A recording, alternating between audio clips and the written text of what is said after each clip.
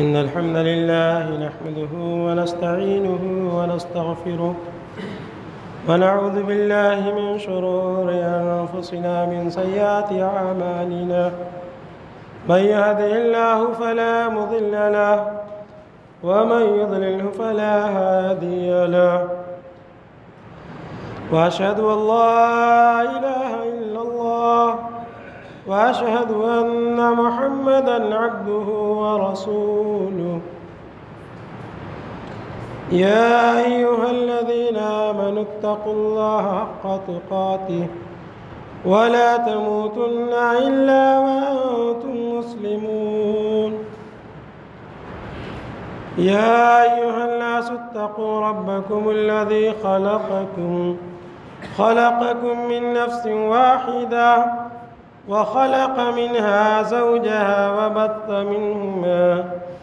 وبث منهما رجالا كثيرا ونساء واتقوا الله الذي تساءلون به والأرحام إن الله كان عليكم رقيبا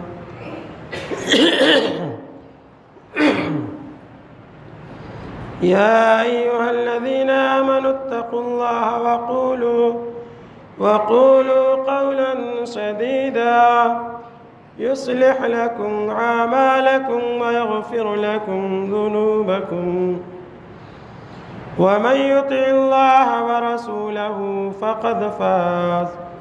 فقد فاز فوزا عظيما أما بعد فإن خير الحديث كتاب الله وخير الهدي هدي محمد صلى الله عليه وسلم وشر الأمور محدثاتها وكل محدثة بدعة وكل بدعة ضلالة وكل ضلالة في النار. وقال الله تعالى في كلامه المجيد: أعوذ بالله من الشيطان الرجيم بسم الله الرحمن الرحيم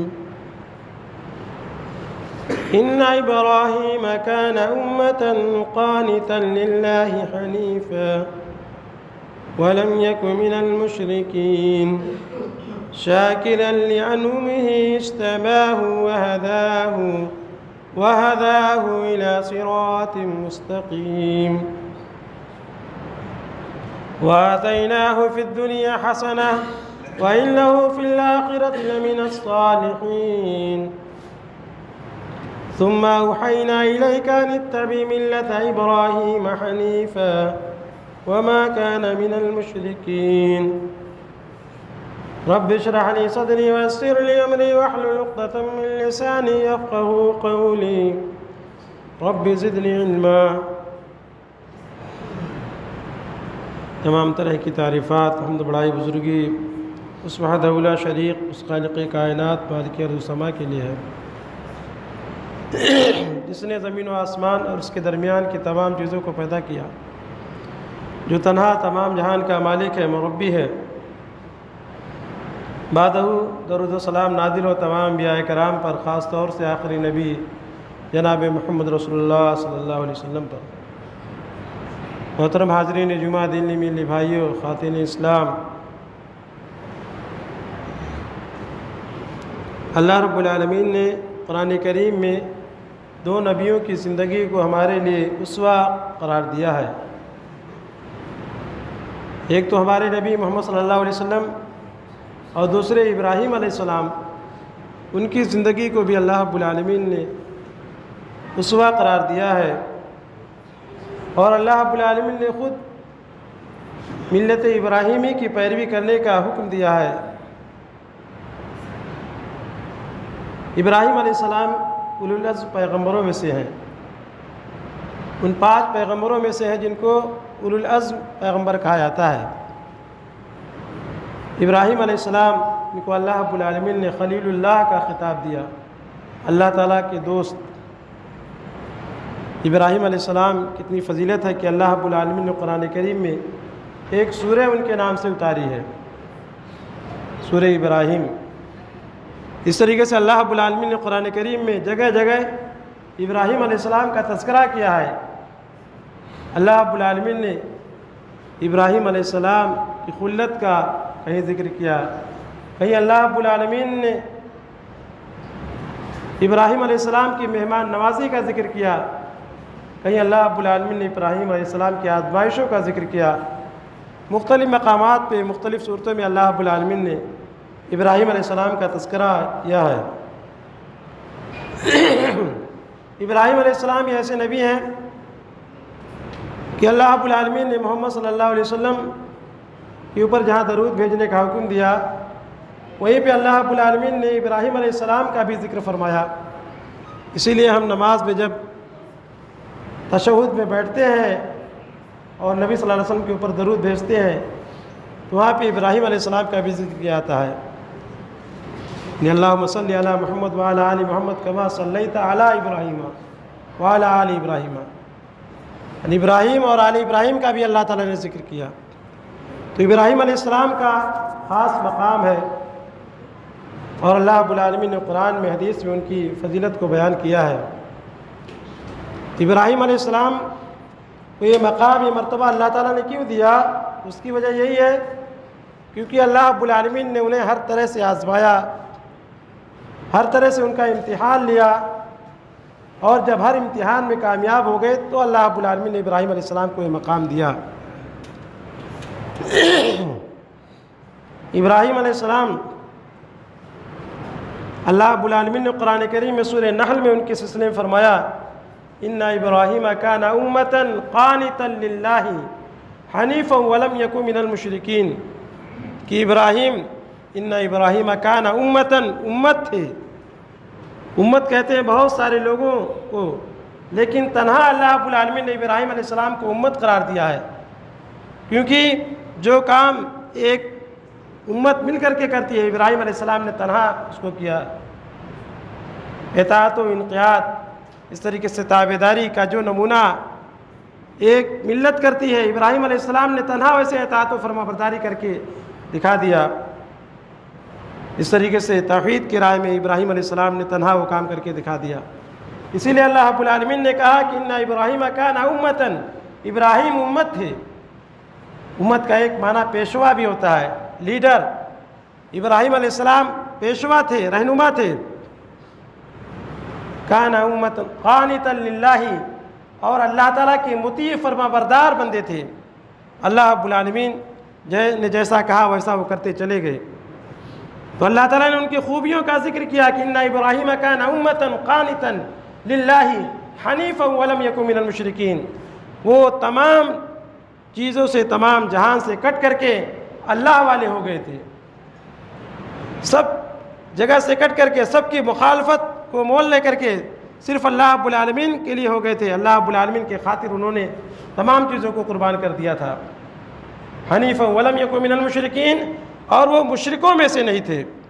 اللہ تعالیٰ نے فرمایا کہ وہ شرک کرنے والے میں سے نہیں تھے، مشرکوں میں سے نہیں تھے۔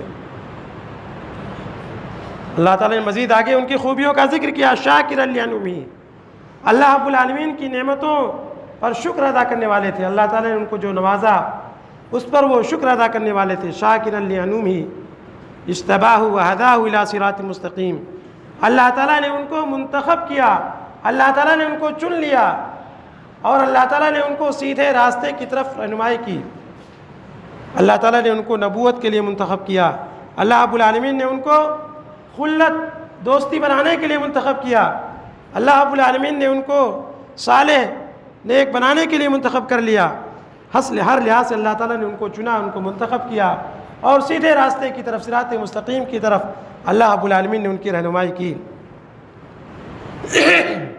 اللہ تعالیٰ فرما رہا وَآتَيْنَا فِي الدُّنْيَا حَسَنَةً، ہم نے دنیا میں ان کو بھلائی دی۔ وَإِنَّهُ فِي الْآخِرَةِ لَمِنَ الصَّالِحِينَ، اور آخرت میں بھی وہ ہمارے نیکوکار بندوں میں سے ہوں گے۔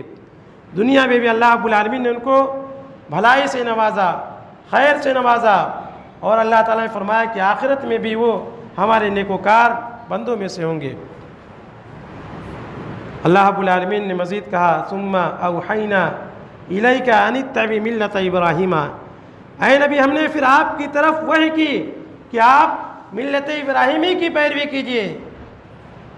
وہ ابراہیم جو تمام لوگوں سے کٹ کر کے اللہ والے ہو گئے تھے، مشرکوں میں سے نہیں تھے، ایسے ابراہیم کی ملت کی پیروی کیجیے۔ اللہ رب العالمین نے نبی صلی اللہ علیہ وسلم جو کہ تمام نبیوں کے سردار، تمام بنو آدم میں سب سے افضل، اللہ رب العالمین نے ان کو حکم دیا کہ آپ ملت ابراہیمی کی پیروی کیجیے۔ اس سے ابراہیم علیہ السلام کی فضیلت کا پتہ چلتا ہے کہ اللہ رب العالمین نے سب سے افضل نبی کو حکم دیا کہ آپ ملت ابراہیمی کی پیروی کیجیے۔ ابراہیم علیہ السلام کا یہ مقام، یہ مرتبہ کہ ان کو ہر قوم والے اپنا پیشوا، اپنا لیڈر مانتے تھے، ہر قوم کے نزدیک وہ باعزت تھے، مکرم تھے، اسی لیے ہر قوم کے افراد اپنی نسبت ان سے کرتے ہوئے فخر محسوس کرتے تھے، چاہے یہودی ہوں یا نصرانی۔ یہودی لوگ بھی ابراہیم علیہ السلام کی تعظیم کرتے تھے، وہ لوگ بھی کہتے تھے کہ ہم ابراہیم کے ملت پر ہیں، ابراہیم کے پیروکار ہیں۔ اس طریقے سے نصرانی لوگ بھی تعظیم کرتے تھے، وہ لوگ بھی کہتے تھے کہ ہم ابراہیم کے پیروکار ہیں، ابراہیم ہم سے تھے۔ اس طریقے سے اس زمانے میں، مکہ کے زمانے میں، مشرکین مکہ وہ بھی کہتے تھے کہ ہم ملت ابراہیمی کے پیروکار ہیں، وہ لوگ بھی ابراہیم علیہ السلام کی تعظیم، ابراہیم علیہ السلام کی عزت کیا کرتے تھے۔ اللہ رب العالمین نے ہر قوم کے نزدیک ان کو باعزت مکرم بنایا، اور ہر قوم والے دعویٰ کرتے تھے کہ ابراہیم ہم میں سے تھے۔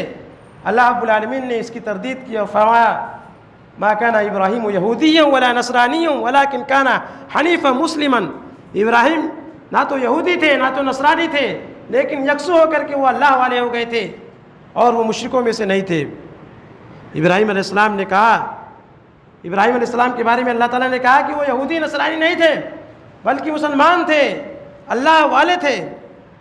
اللہ رب العالمین نے اس طریقے سے جگہ جگہ ان کی تعریف فرمائی ہے۔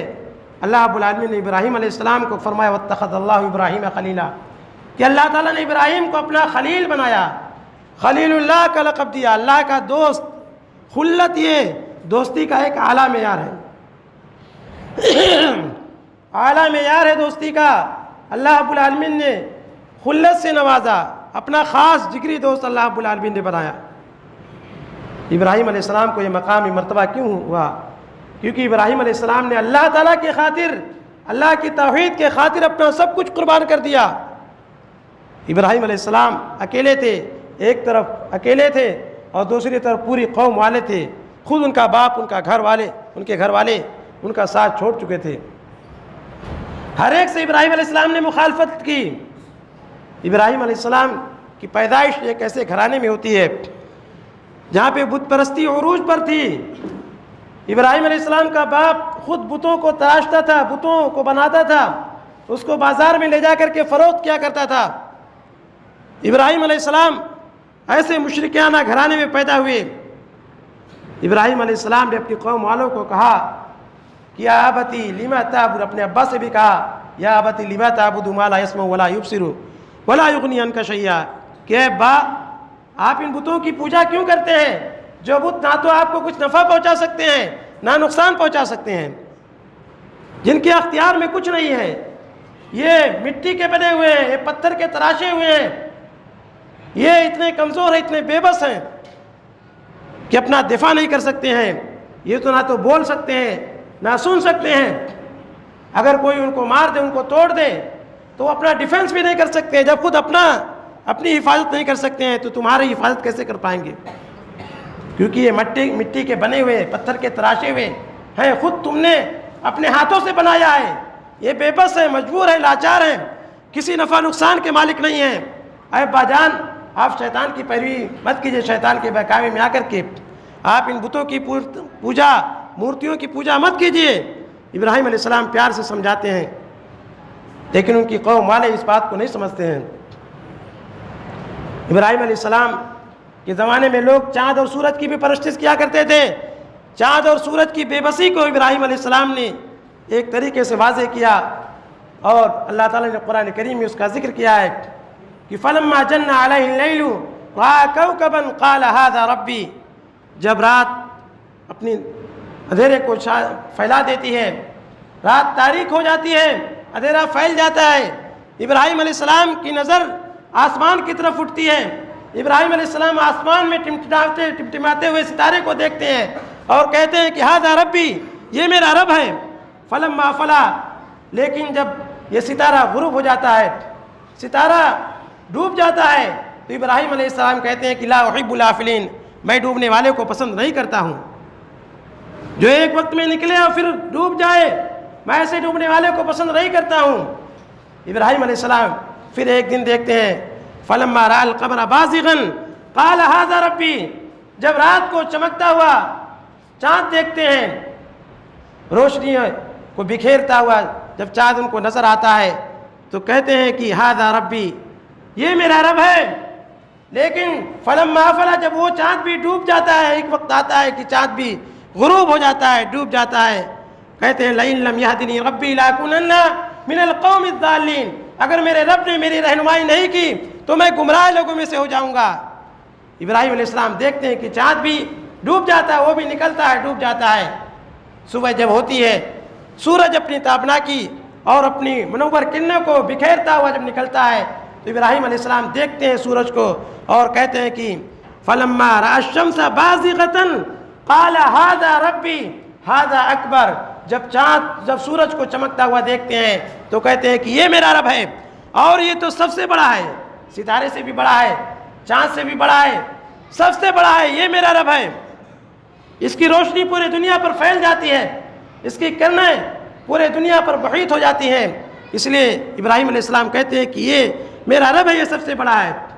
فلما افلت، لیکن ایک وقت آتا ہے جب شام ہوتی ہے، سورج غروب ہو جاتا ہے، ابراہیم علیہ السلام کہتے ہیں یا قومی، اے میری قوم کے لوگوں، یا قوم انی بریء مما تشرکون، اے میری قوم کے لوگوں، میں ان تمام چیزوں سے بری ہوں جس کو تم شریک ٹھہراتے ہو، میں ان تمام چیزوں سے الگ ہوں، اس سے میں بری ہوں جن کو تم اللہ تعالیٰ کا شریک و ساجی مقرر کرتے ہو۔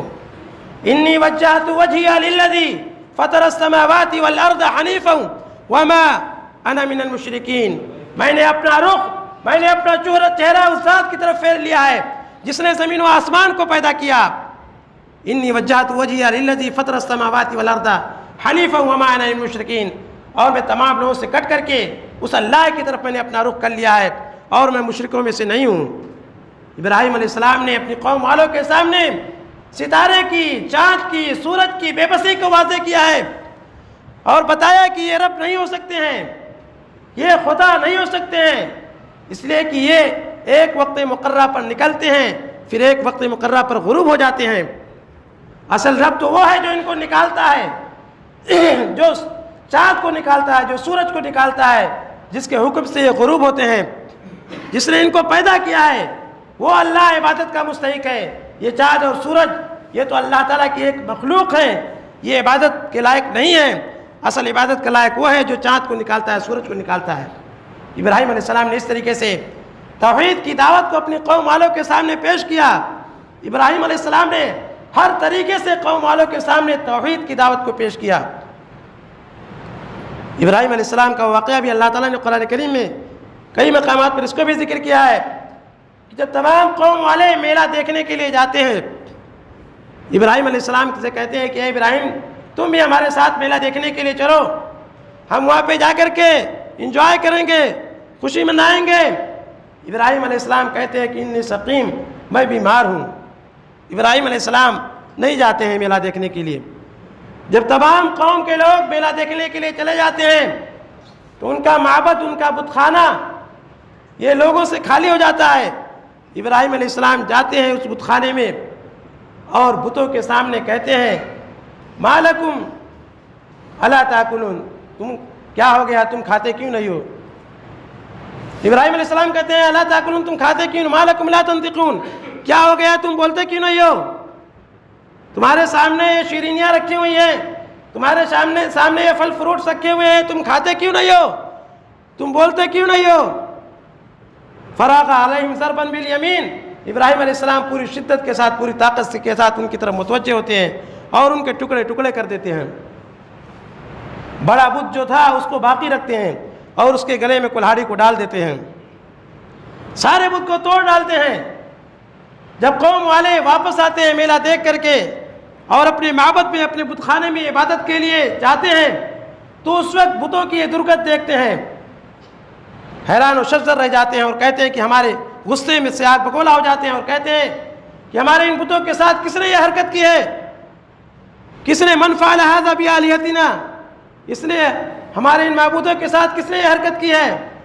انہی میں سے کوئی کہتا ہے کہ سمینا فتى یذکرہم یقال لہ ابراہیم، ہم نے ایک نوجوان کا اس کا ذکر کرتے ہوئے سنا ہے جس کا نام ابراہیم ہے، یعنی ابراہیم کو ہم نے ان بتوں کے بارے میں نازیبہ کلمات کہتے ہوئے، اس طریقے سے ابراہیم کو ہم نے ان بتوں کی بے بسی کو واضح کرتے ہوئے سنا ہے، اور اسی کا کام یہ ہو سکتا ہے۔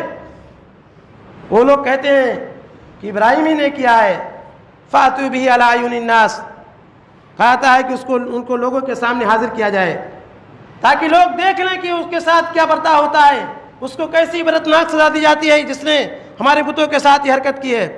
ابراہیم علیہ السلام کو حاضر کیا جاتا ہے، بادشاہ نمرود پوچھتا ہے کہ من فعل ھذا بآلہتنا، اے ابراہیم ہمارے ان معبودوں کے ساتھ کس نے کیا ہے؟ ابراہیم علیہ السلام کہتے ہیں بل فعلہ کبیرہم، ان کے بڑے نے کیا ہے، ان کا جو بڑا ہے اسی نے یہ کیا ہے۔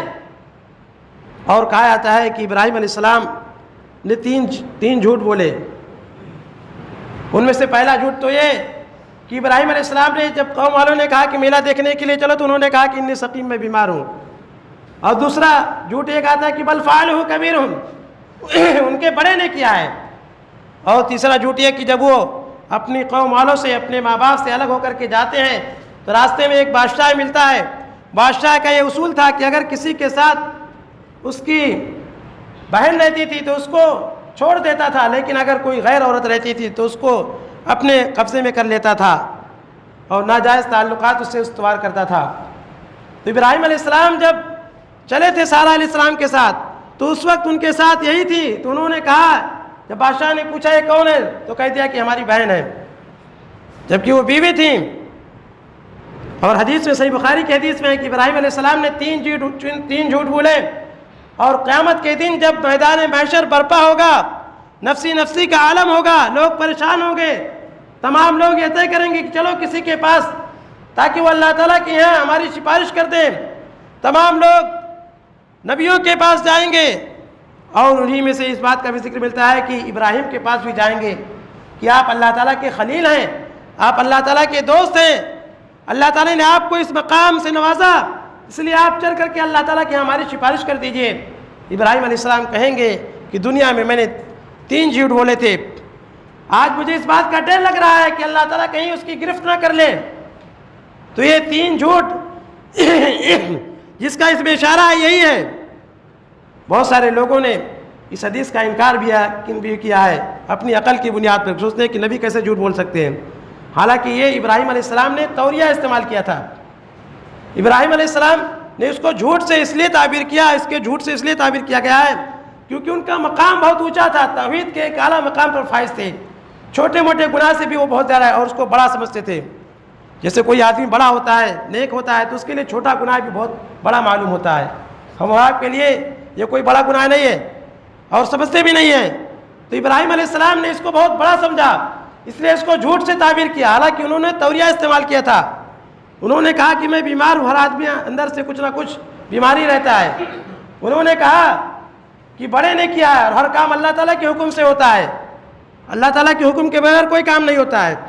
اور کہا اپنی بیوی کے سلسلے میں کہ یہ میری بہن ہے، کیونکہ ہر مسلمان آپس میں بھائی بہن ہے، تو اس لحاظ سے انہوں نے کہا تھا کہ یہ میری بہن ہے۔ لیکن چونکہ نبی تھے اور ان سے یہ چھوٹا سا کام سرزد ہو گیا تھا، اس لیے انہوں نے کہا کہ مجھے اس سلسلے میں خوف لگ رہا ہے اللہ تعالیٰ سے کہ اللہ تعالیٰ اس کی گرفت نہ کرائے۔ تو یہ واقعہ ہے کہ ابراہیم علیہ السلام نے کہا کہ ان کے بڑے نے کیا ہے۔ ابراہیم علیہ السلام نے کہا کہ اگر تمہیں تو جاؤ، تم ان سے بات کر لو، پوچھ لو کس نے کیا ہے، اگر تمہیں یقین نہیں ہے میری بات پر۔ ان لوگوں نے کہا کہ ہم کیسے پوچھ سکتے ہیں، کیا یہ بت بولتے ہیں؟ ابراہیم علیہ السلام نے کہا کہ جب یہ بولتے نہیں ہیں، جب یہ نفع نقصان نہیں پہنچاتے ہیں، کوئی ان کو مار کر کے چلا جائے وہ اپنا دفاع نہیں کر سکتے ہیں، تو پھر کیوں تم ان کی عبادت کرتے ہو؟ جب اتنے کمزور ہیں یہ بت، یہ مورتیاں اتنے کمزور ہیں، اتنی بے بس ہیں، کیوں تم ان کی پوجا کرتے ہو، کیوں تم ان کی عبادت کرتے ہو؟ یہ تو خود تمہارے بنائے ہوئے ہیں، یہ تو خود تمہاری حفاظت کے محتاج ہیں، وہ تمہاری حفاظت کیسے کر سکتے ہیں؟ اسی لیے اللہ جس نے تمام دنیا کو پیدا کیا ہے وہ سب کی حفاظت کرتا ہے، لیکن اگر کوئی اپنے ہاتھ کی مورتی بناتا ہے تو اس کو خود اپنے معبود کی حفاظت کرنی پڑتی ہے۔ یہ اللہ اور دیگر معبودان باطلہ میں فرق ہے۔ تو ابراہیم علیہ السلام نے اس طریقے سے اپنی قوم والوں کے سامنے ان بتوں کی بے بسی کو واضح کیا۔ اللہ رب العالمین نے قرآن کریم میں بھی ان بتوں کی بے بسی کو بیان کیا ہے کہ یہ اتنے کمزور ہیں کہ ایک مکھی کو نہیں پیدا کر سکتے ہیں۔ پیدا کرنے کی بات تو چھوڑو، اگر ایک مکھی ان کے سامنے جو شیرینی چڑھائی جاتی ہے اس کو لے کر کے بھاگے تو اس کو چھین بھی نہیں سکتے ہیں۔ ضعف الطالب والمطلوب، کتنے کمزور ہیں جن کو پکارا جا رہا ہے، پکارنے والے بھی اتنے کمزور، اتنے بے بس، اپنے ہاتھ کے بنائے ہوئے بتوں کی پوجا کرتے ہیں۔ ابراہیم علیہ السلام نے ان کی بے بسی کو، ان کی لاچارگی کو بیان کیا، لیکن بجائے اس کے کہ قوم والے ابراہیم علیہ السلام کی بات کو سمجھتے، ان لوگوں نے ابراہیم علیہ السلام کے لیے ایک سزا تجویز کی اور کہا کہ ابراہیم جس نے ہمارے معبودوں کے ساتھ یہ درگت کی ہے اس کے لیے ایک آگ جلائی جائے، اور ایک ایسی آگ جو بہت تیز آگ تھی جس کے شعلے آسمان سے باتیں کر رہے تھے، اور اس آگ کے لیے ہر کوئی شخص لکڑی کے لیے چندے دیا کرتا تھا۔ جو بیمار رہتا تھا کہتا تھا کہ میں ٹھیک ہو کے آؤں گا تو یہ اتنے لکڑی دے دوں گا۔ اس طریقے سے لوگ نذر مانگا کرتے تھے اور اس میں اچھا اور نیک کام سمجھتے تھے۔ تو ایک دہکتی ہوئی آگ تیار کی جاتی ہے، جلائی جاتی ہے، جب بہت زیادہ روشن ہو جاتی ہے، اس کے شعلے بہت زیادہ اونچے بڑھ جاتے ہیں، تو ابراہیم علیہ السلام کو منجنیق کے ذریعے اس میں ڈالا جاتا ہے۔ ابراہیم علیہ السلام کو جب ڈالا جاتا ہے، ابراہیم علیہ السلام کے اوپر کوئی خوف نہیں تھا، کوئی ڈر نہیں تھا۔ ابراہیم علیہ السلام جانتے تھے کہ موت و حیات کا مالک صرف اور صرف اللہ تعالیٰ ہے۔ موت و حیات کے فیصلے اللہ تعالیٰ کرتا ہے، جو اللہ عرش کے اوپر ہے۔ موت و حیات کے فیصلے یہ فرش والے نہیں کر سکتے ہیں۔ ابراہیم علیہ السلام کے اوپر ذرہ برابر خوف نہیں تھا۔ حسبی اللہ و نعم الوکیل، اللہ تعالیٰ ہی ہمارے لیے کافی ہے اور وہی بہترین کارساز ہے۔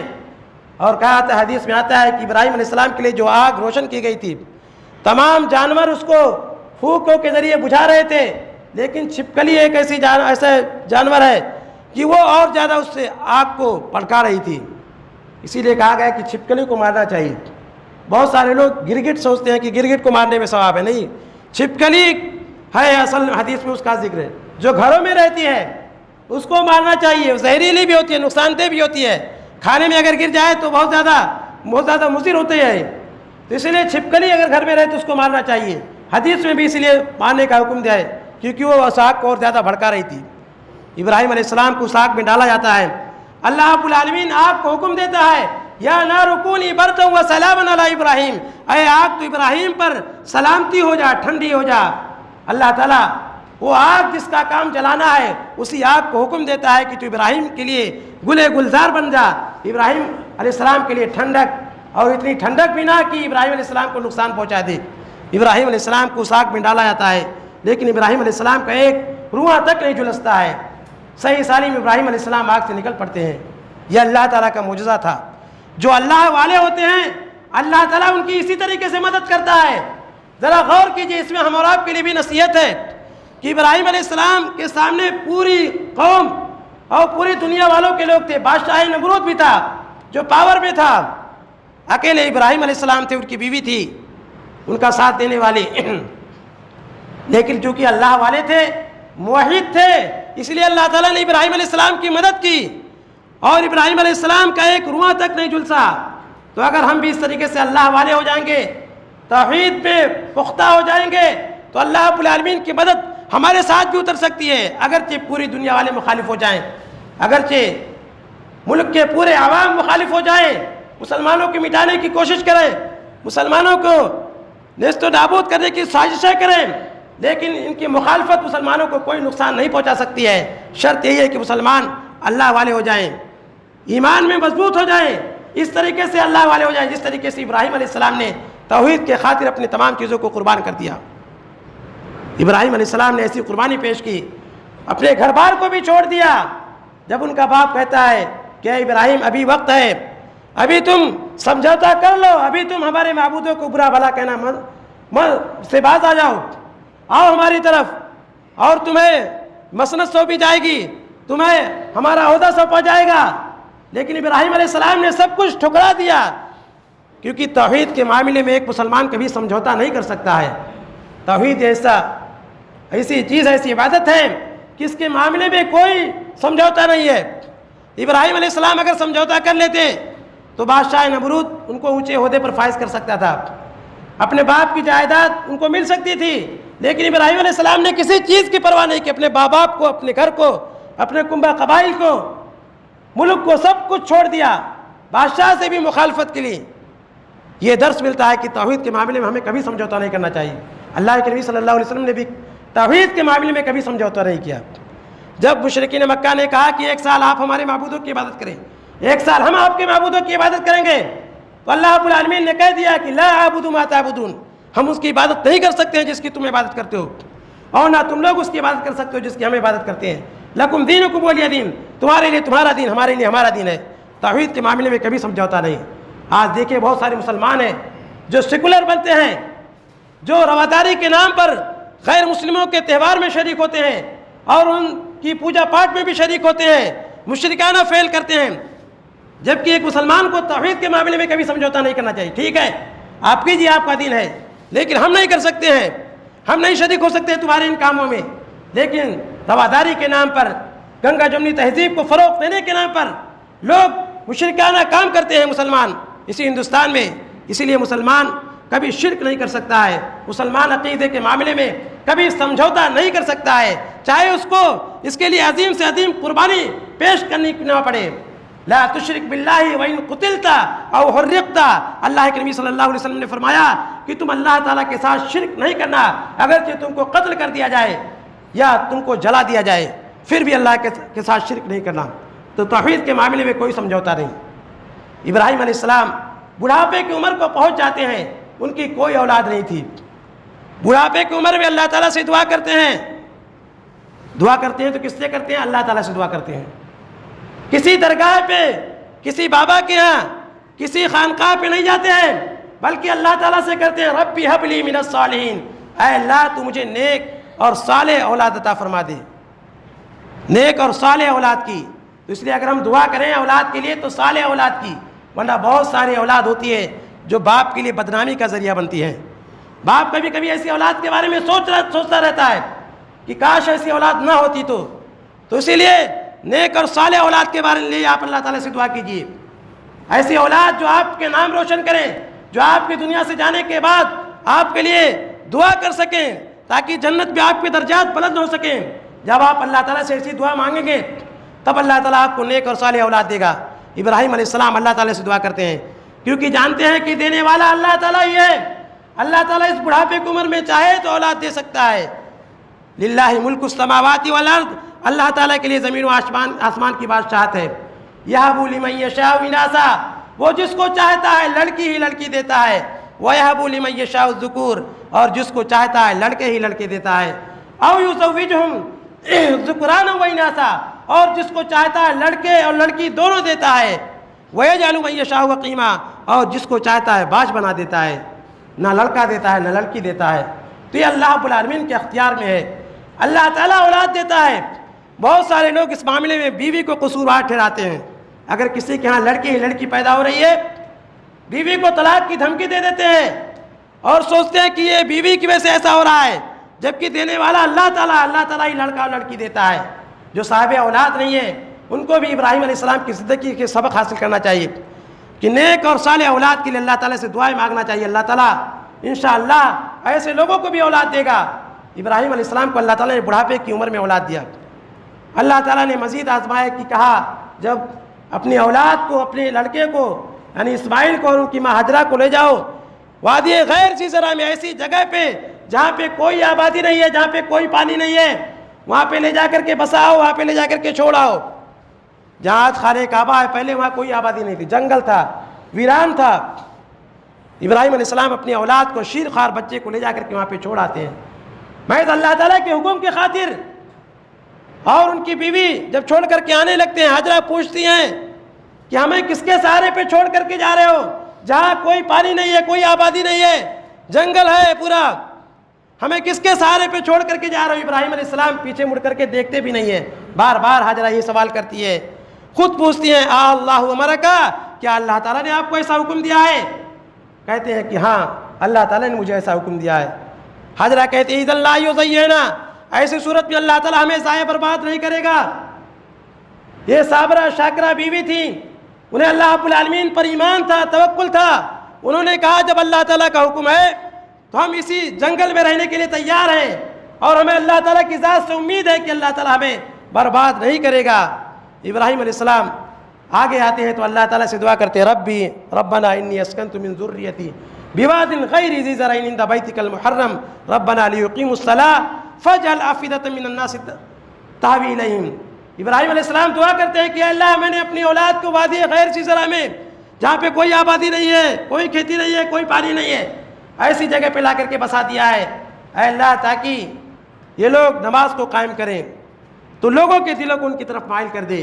ابراہیم علیہ السلام نے اس طریقے سے دعا کی تو یہ کتنی بڑی آزمائش تھی۔ آج اگر کسی کو کہا جائے کہ اپنی اولاد کو لے جا کر کیسے چھوڑاؤ، کون تیار ہوگا؟ اولاد سے کتنی محبت ہوتی ہے کہ اگر تھوڑی سی ٹھیس پہنچ جائے، تکلیف پہنچ جائے، ماں باپ بے چین ہو جاتے ہیں۔ اگر بچہ بیمار ہو جاتا ہے اس کے علاج کے لیے فکر مند ہو جاتے ہیں، اچھے اچھے ڈاکٹروں سے اس کا علاج کراتے ہیں۔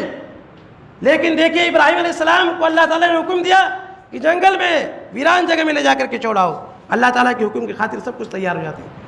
اللہ رب العالمین نے ابراہیم علیہ السلام کو ہر طریقے سے آزمایا، تب جا کر کے اللہ رب العالمین نے ان کو یہ مقام دیا کہ ان کو اپنا خلیل بنایا۔ تو ان تمام واقعات میں عبرت ہے کہ ہمیں توحید کے معاملے میں کبھی سمجھوتا نہیں کرنا چاہیے۔ ابراہیم علیہ السلام کی زندگی میں اسی لیے اللہ تعالیٰ نے فرمایا کہ تمہارے لیے اسوہ ہے، ایک نمونہ ہے ابراہیم علیہ السلام کی زندگی ہمارے لیے۔ اللہ رب العالمین سے دعا ہے کہ اللہ تعالیٰ ہمیں ابراہیم علیہ السلام کی زندگی سے سبق حاصل کرنے اور اس پر عمل کرنے کی توفیق عطا فرما۔ اللہ رب العالمین تمہیں سچا اور پکا مومن بنا۔ اللہ رب العالمین تمہیں سچا پکا موحد بنا، شرک و بدعت سے بچا۔ اللہ رب العالمین تو تمام مسلمانوں کے درمیان اتحاد و اتفاق پیدا کر دے۔ اللہ رب العالمین ہمیں تو جب تک زندہ رکھ، ایمان پر زندہ رکھ، اور جب ہمارا خاتمہ کر ایمان پر کر۔ آمین۔ وآخر الدعوانا ان الحمد للہ صلی اللہ علیہ وسلم۔